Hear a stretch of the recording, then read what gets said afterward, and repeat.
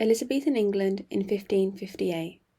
The Elizabethan government was made of the court, the Privy Council, and Parliament. Elizabeth's role as the sovereign ruler of England meant that she was head of government and had the power to appoint people to important positions. The royal court was the centre of political power and consisted of Elizabeth's advisers, servants, and ladies-in-waiting. The most important group was her Privy Council. This was a group of 19 councillors who would advise the Queen on policies. Parliament was heavily controlled by the monarch and was used to pass new laws and raise taxes.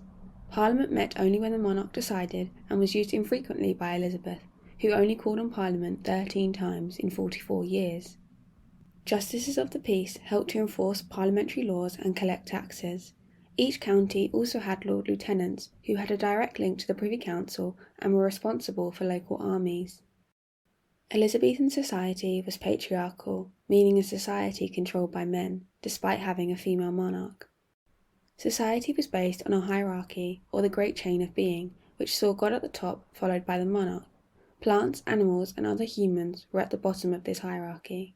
Within this structure, there was also deep divisions between social classes. Obedience and care was a prominent idea in Elizabethan England. This meant that the poor were expected to obey the wealthy, and in return, the wealthy would care for the poor. The social hierarchy varied depending on location, as cities in the countryside had different inhabitants. However, both had the monarch at the top of society. In the countryside, the landed nobility and gentry came below the Queen as they owned lots of land. Then followed the yeomen, who owned smaller amounts of land. The tenant farmers followed as they rented land to farm, and below them were the landless or labouring poor who worked for landowners. At the bottom of this chain were the unemployed and homeless. The cities followed a slightly different structure, with merchants at the top who traded goods for profit. The cities also had many professionals, such as doctors and lawyers.